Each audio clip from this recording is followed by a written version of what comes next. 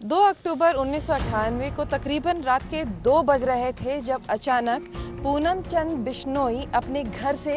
निकले कुछ काम के लिए और उनको यहाँ सामने ही उनके घर के ठीक बाहर एक गाड़ी चलती हुई जंगल के अंदर दिखी। ये जो पूरा इलाका है पूरा जंगली इलाका है और यहाँ पर उन्हें एक गाड़ी दिख रही थी, तो उन्हें शक हुआ कि कोई गाड़ी यहाँ पर शिकार करने के लिए निकली है। वो अपने बगल में जो घर है वहाँ पहुंचे, वहाँ पर उन्होंने उठाया उन लोगों को और सबको लेके वो बाइक्स पर सवार होके यहीं इस तरफ के लिए निकल पड़े।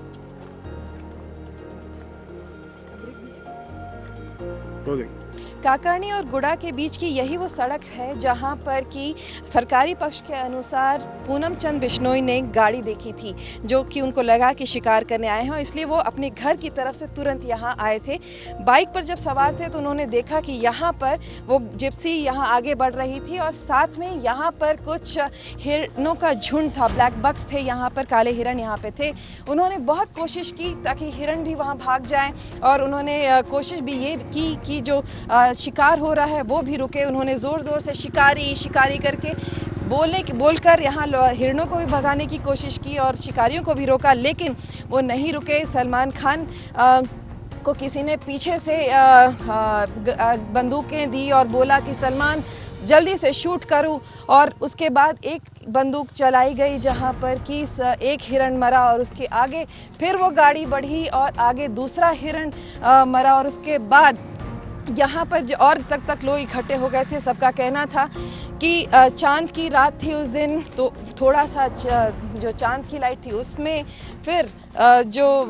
गाड़ी जो मोटर बाइक है, जो उनकी खुद की जिप्सी गाड़ी थी, उस गाड़ी में भी जो लाइट लगे थे, उन लाइट्स की मदद से उन्होंने पहचाना कि वाकई जो ड्राइविंग सीट है वहाँ पर सलमान खान बैठे थे, उनके बगल के पैसेंजर सीट पर सैफ अली खान खुद बैठे हुए थे और जो तीनों महिलाएं हैं वो पीछे की सीट पर बैठी हुई थी, तब्बू, सोनाली और बेंद्रे और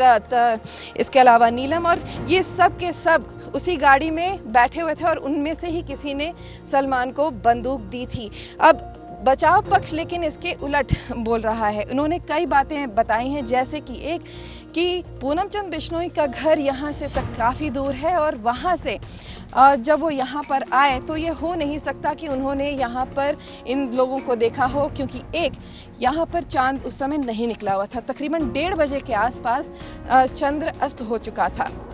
इसके अलावा उन्होंने एक चीज़ और कही और वो ये कि क्योंकि उनके पास जो मोटरसाइकिल्स थी वो काफ़ी पुरानी थी, उन मोटरसाइकिल्स में की लाइट में वो